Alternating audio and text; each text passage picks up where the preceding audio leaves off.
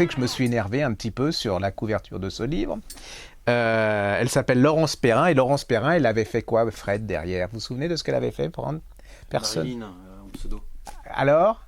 Je sais C'était plus quoi alors? le titre, je sais plus. Alors, 2 secondes, Je sais plus. vous serez pas payé. Alors, elle a Je fait sais la plus, drôle de vie de... Zelda Zong. Très bien, elle a fait aussi Anna et Miss Cyclone. Donc, c'était des bouquins, des romans que nous avions adorés, mais alors vraiment adorés. Moi, Zelda Zong, j'avais trouvé plein de charme. Ce sont des livres de détente intelligente, avec une âme. Enfin, il y a quelque chose, hein. Il y a, voilà.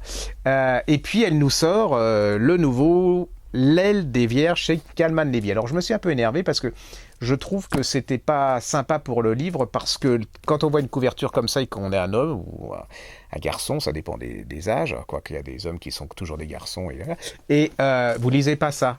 Pourquoi il me le prend? Ah oui, parce que voilà. Alors voilà, comme dit Fred, il m'a touché. Et c'est pas possible. Moi, je vois ça sur une table dans une librairie où je ne lis même pas. Je me dis, c'est pour ma mère, ma copine, ou voilà, ou ma sœur, mais je ne prends pas. Or, c'est pas du tout ça, les enfants. C'est lisible par les hommes, par les femmes. C'est un bouquin qui n'a pas de sexe, enfin, si j'ose dire. Ah bah si, justement. Enfin, je vais vous expliquer après.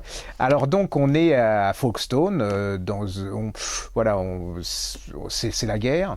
Une jeune femme. Alors, cette jeune femme, elle est la fille de toute une lignée de suffragettes, hein. C'est-à-dire que toute sa mère, sa grand-mère se sont battues pour le droit de vote. Enfin, voilà, c'est comme ça, hein, la lutte finale pour les femmes. Et puis, elle se marie à un jeune homme. C'est l'amour fou, hein, et il va pas mourir à la guerre, lui, il va mourir en tombant de son doigt. Donc ça, déjà, c'est un côté... voilà. Et il va se faire très très très mal, comme on dit, c'est-à-dire qu'il va être paralysé. Elle est complètement désespérée, elle va le soigner jusqu'au bout, mais alors c'est un passage assez terrible, parce qu'en fait, il devient violent, il devient absolument abominable, et puis il va mourir. Mais elle n'a pas d'argent. Qu'est-ce qu'elle fait? Comment, voilà. Et il y a un médecin, parce que alors son rêve aussi, c'est d'être chirurgien ou infirmière, ou voilà. Mais bon, le problème, c'est qu'elle est d'une classe sociale telle qu'elle peut pas, elle ne peut pas même pas avoir en rêve ce genre de choses, et elle va se faire employer dans un château. Alors c'est Entre les vestiges du jour, vous savez, ce fameux film avec l'histoire de ce valet de chambre, et puis surtout comment c'est le feuilleton à Dalton Abbey, c'est ça? Anton Abbey. Voilà. Et c'est exactement l'ambiance. Elle va se faire employer comme femme de ménage et comme domestique là.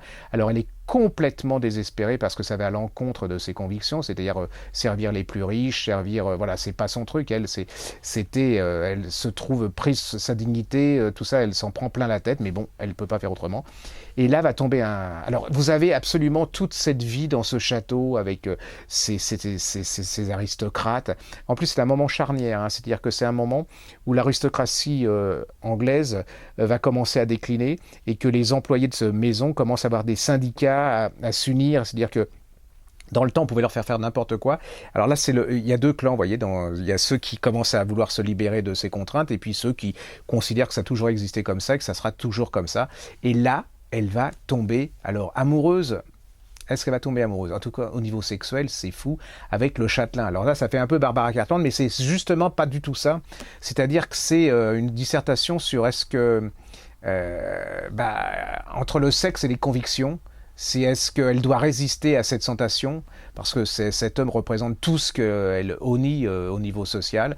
C'est le départ d'un roman absolument psychologiquement hyper bien fichu, c'est-à-dire que c'est tout en subtilité, en plus c'est tout le portrait d'une époque, hein. C'est-à-dire que c'est aussi valable pour la France, pas au niveau de l'aristocratie, mais de la bourgeoisie. Quand il y a toute cette population, ça va déboucher sur 36, hein, en France, où il va y avoir des droits, des vacances, enfin des tas de choses comme ça. Et là, c'est le basculement. C'est aussi l'histoire de cette femme. Est-ce qu'elle va rester dans ce château? Est-ce qu'elle va rester avec cet homme? Ou est-ce qu'elle va partir aux États-Unis et ailleurs pour assumer sa vie? Ça, vous le saurez. C'est un merveilleux roman. C'est ce que j'appelle moi, c'est ce que j'adore, ce genre de roman de détente. C'est intelligent, c'est cultivé, ça vous apprend plein de choses, ça vous ouvre sur d'autres mondes, et puis sur une histoire que vous connaissiez pas forcément. Et puis, si vous êtes une femme, c'est vrai que ça vous raconte une part du combat de vos ancêtres pour que vous en soyez où vous en êtes là actuellement. Ça s'appelle L'aile des Vierges de Laurence Perrin. C'est chez Calman Lévy. Et puis, si vous n'avez pas lu